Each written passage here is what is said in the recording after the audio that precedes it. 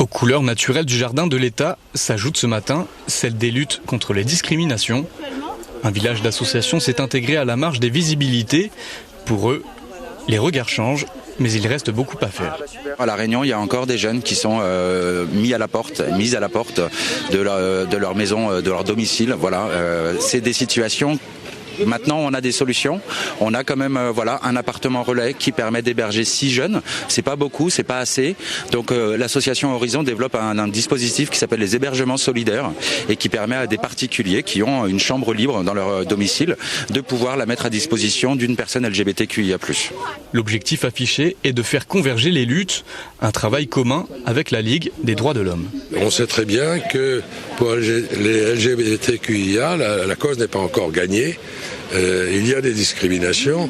Je vous en donnerai un exemple. Quelle est, d'après vous, l'injure la plus fréquente dans une cour de récré à La Réunion? Espèce typidée. Ça veut dire que le fait d'être homosexuel, c'est considéré comme une tare, quelque chose qui vous fait rejeter. Et donc, tout ce qui est discriminatif, nous luttons pour l'égalité, donc contre les discriminations. C'est la raison de notre présence aujourd'hui. Autre problématique à La Réunion, celle des violences intrafamiliales. Mais pour le Sévif, de plus en plus de jeunes osent s'affirmer.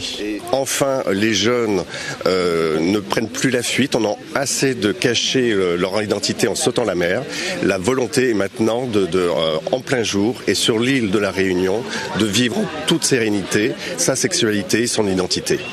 Après une première édition qui a rassemblé plusieurs milliers de personnes l'année dernière, la marche des visibilités est très attendue par les membres de la communauté.